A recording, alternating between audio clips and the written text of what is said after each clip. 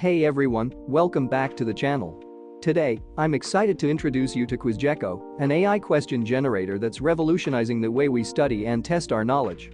So, what exactly is QuizGecko? Well, it's a powerful tool that allows you to create quizzes, tests, and exams in seconds, all thanks to its AI-powered technology. Whether you're a student, educator, or in the business world, QuizGecko has got you covered. Let me walk you through how it works. Step 1. Create. First off, you can instantly create quizzes and tests using QuizGecko. It's super easy.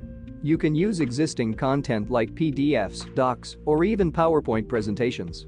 The AI transforms these into quizzes complete with answers and explanations. Plus, you can customize your quizzes to your exact needs, whether it's setting time limits or randomizing questions. Step 2.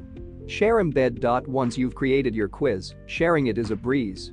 You can easily share it with your team or students. You can also assign quizzes, set due dates, and time limits to ensure everyone stays on track. And if you want to embed quizzes on your website or blog, QuizGecko makes it simple. Step 3. Analyze. Finally, QuizGecko provides insightful reports and stats to help you understand how individuals and groups performed. No more manual grading. QuizGecko intelligently evaluates and grades short answer questions. Plus, the AI-powered feedback helps learners understand their mistakes and improve their performance. And if you have any questions, QuizGecko has got you covered with their fact section. You can also reach out to them via chat or email.